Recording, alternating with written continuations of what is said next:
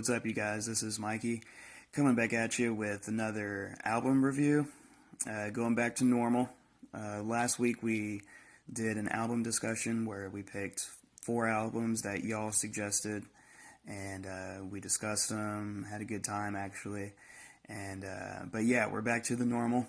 And so this week I was given an album from a French band who stays in Lyon, or however you say it, the city in France, called Decima, and their album, I know I'm not going to say this right, but grande, oeuvre, humaine, and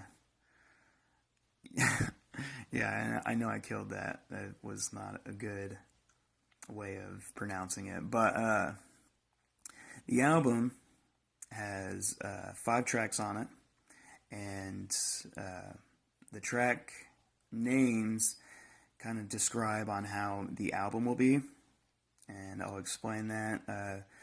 The track 1 is intro plus part 1, and track 2 is part 2, track 3 is interlude, track 4 is part 3, and track 5 is part 4 outro. Now, with it set up like that, obviously it's supposed to flow as just like one big song almost. Like it's like theater. Like this is one production, and it does a great job of that. The guitars, drums, putting it all layered together is very methodical and it's composed very nicely, and you can tell that they have put in a lot of time in this release, and their efforts did not go unnoticed.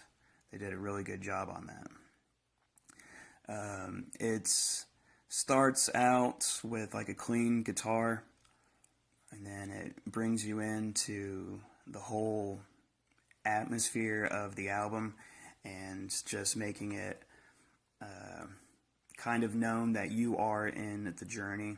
It's not, not the beginning anymore. And then the interlude comes in, very strong. It's not that soft to say, because it's got a mean look to it.